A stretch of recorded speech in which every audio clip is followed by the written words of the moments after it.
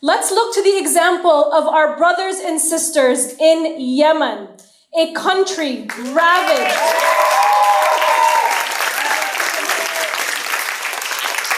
This is an ancient civilization rich with minerals, culture, and history. This country has been ravaged by US and British imperialism and a US-Saudi starvation campaign that has left over 23 million people starving over the last decade. Yet, hundreds of thousands, if not millions of Yemenis occupy their streets demanding the end of the genocide, declaring their unequivocal support. The United States, with the cooperation of the British and the UAE, have set up sexual torture sites in southern Yemen and waged their so-called war on terror there for decades. Drone wars led by the US, mostly under the Obama administration, have been seen to target weddings, killing entire families and extrajudicial killings.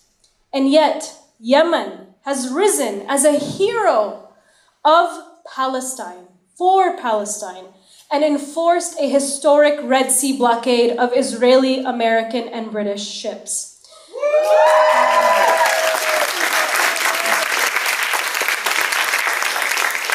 This has cost these countries and their corporations and their shipping companies billions of dollars in losses.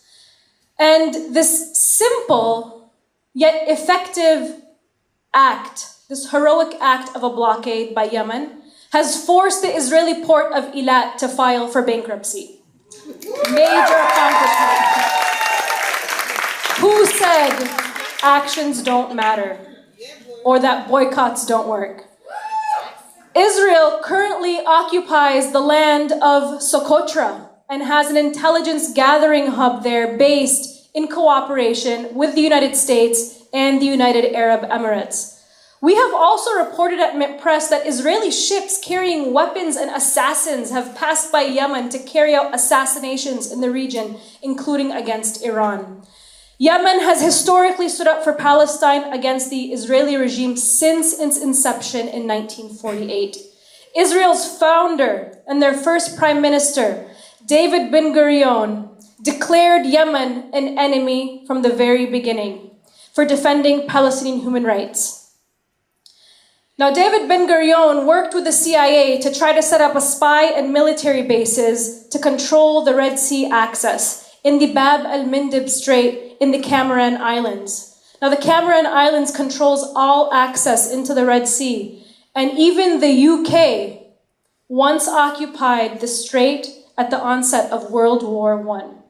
So, the people of Yemen have come out by the millions to declare their unequivocal support for the people of Palestine once again. And they are willing to risk a war to end the humanitarian crisis there, to stop the human suffering. And instead of stopping Israel's genocide in Gaza, because they have the power to do so, what has the US and Britain done? They continue to pound Yemen every single week with bombs to protect an out-of-control apartheid state.